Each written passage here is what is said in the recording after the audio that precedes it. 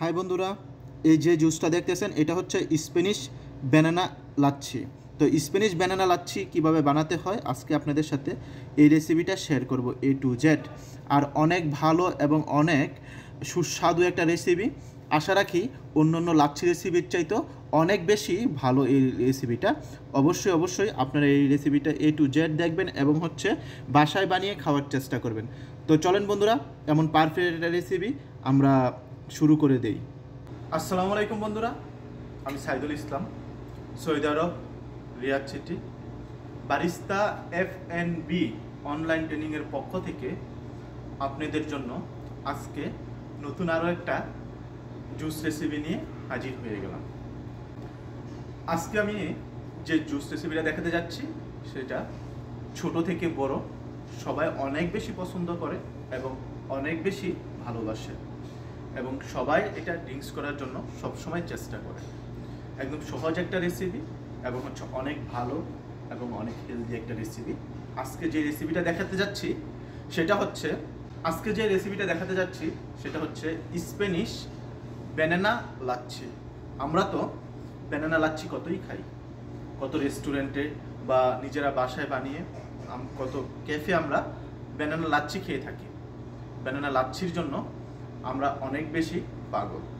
যাই হোক, আজকে আপনাদেরকে দেখাবো স্প্যানিশ লাচ্ছি কিভাবে বানাতে হয় এবং কোন পরিমাণ কি উপকরণ দিতে হয়।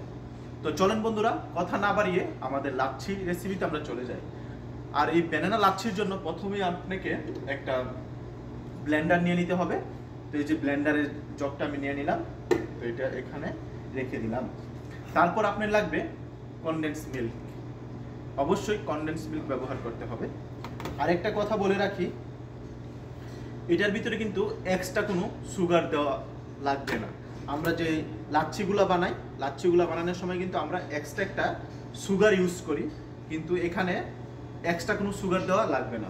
এই যে কনডেন্স মিল্ক, আমরা যেটাকে একদম বাংলা ভাষায় যেটাকে ডিব্বার দুধ বলে চিনি, হ্যাঁ, দেশ এলাকাতে আমরা যেটা ডিব্বার দুধ বলে চিনি, তো সেটা কনডেন্স মিল্ক আমরা দিয়ে দিব 45 গ্রাম। অবশ্যই 45 গ্রাম আপনাকে কনডেন্স মিল্ক দিতে হবে।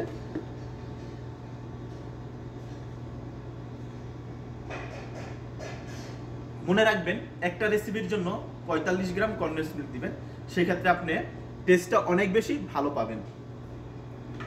তারপর ব্যানানা লাচ্ছির জন্য আমার প্রয়োজন ব্যানানা। এই যে আমি একটা ব্যানানা নিয়ে নিলাম, আর এই ব্যানানাটা আমি দিয়ে দিব।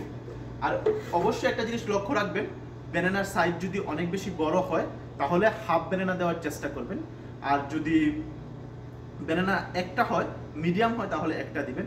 আমি আপনাদেরকে যদি বলি 100 গ্রাম ব্যানানা দিবেন তাহলে সবচেয়ে বেশি ভালো হয়। হ্যাঁ, 100 গ্রাম ব্যানানা দেওয়ার চেষ্টা করবেন। বেশি দিলে আবার টেস্ট কিন্তু অন্যরকম হয়ে যাবে, লাচ্ছির যে টেস্ট সেটা কিন্তু হবে না।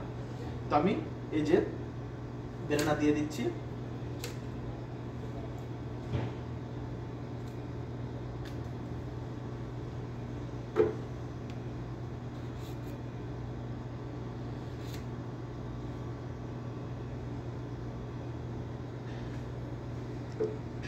আপনাদের একটা কথা বলে রাখি, লাচ্ছি রেসিপির সময়, যে কোনো লাচ্ছি রেসিপির সময় বিশেষ করে কোনো ফল বেশি পরিমাণে দিবেন না।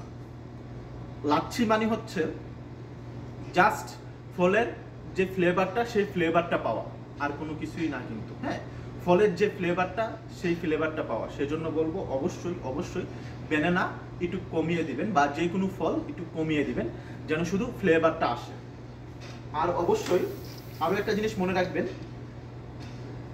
স্প্যানিশ লাচ্ছির জন্য আমরা জানি লাচ্ছি আমরা সবসময় মিষ্টি দই দিয়ে বানাই। মিষ্টি দই দিয়ে আমরা লাচ্ছি বানাই বা লাচ্ছি আমরা পছন্দ করি, এর ফ্লেভার কিন্তু অনেক বেশি। কিন্তু স্প্যানিশ লাচ্ছির জন্য অবশ্যই আপনাকে টক দই ব্যবহার করতে হবে। অবশ্যই টক দই ব্যবহার করতে হবে। আর এই টক দইয়ের পরিমাণটা 40 গ্রাম আপনি দিতে হবে। তো আমি যে 40 গ্রাম টক দই দিয়ে নিচ্ছি।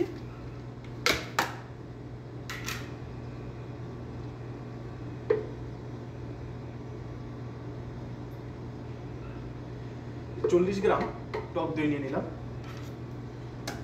অবশ্যই কিন্তু আপনারা এগুলো মনে রাখবেন, আসলে গ্রামগুলা তখন আপনারা মেপে দিবেন, আপনারা টেস্ট অনেক বেশি ভালো পাবেন। লাচ্ছির জন্য আমার প্রয়োজন হচ্ছে দুধ। তো এই যে অবশ্যই ঠান্ডা দুধ আপনারা ইউজ করবেন, হ্যাঁ, ফ্রিজে রাখা যে ঠান্ডা দুধ, সে ঠান্ডা দুধটা আপনারা ইউজ করবেন। তো এই ঠান্ডা দুধটা আমি ইউজ করতেছি।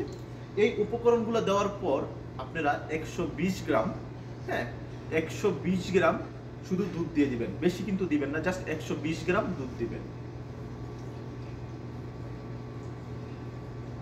তো 120 গ্রাম দুধ আমার দেওয়া শেষ। তারপর আমরা এটার সাথে অ্যাড করব আইস। এই ক্ষেত্রে আপনি 3 থেকে 4 পিস আইস কিউব দিবেন, বেশি কিন্তু আইস কিউব দিবেন না। 3 থেকে 4 পিস যেন এটা আমার লাচ্ছিটা পরিমাণ মতো ঠান্ডা হয়। তো আমি 3 থেকে 4 পিস আইস দিয়ে নিলাম। এখন এটাকে আমি সুন্দরভাবে 35 সেকেন্ডের জন্য ব্লেন্ডিং করে নিব।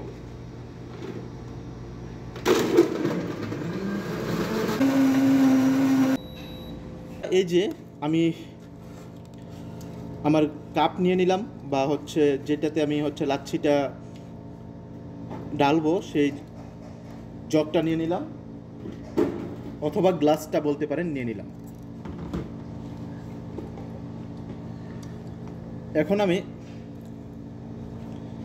এই যে লাচ্ছিটাকে ঢেলে দিলাম।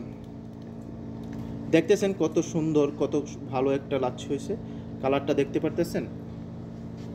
তারপর আমি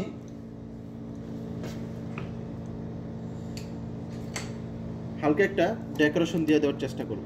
ডেকোরেশন দিয়ে দিলাম। এই হচ্ছে আমার একটা পারফেক্ট লাচ্ছি রেসিপি। বন্ধুরা, এই লাচ্ছি রেসিপিটা কীরকম হয়েছে অবশ্যই কিন্তু বাসায় বানিয়ে ট্রাই করে তারপর অবশ্যই জানাবেন।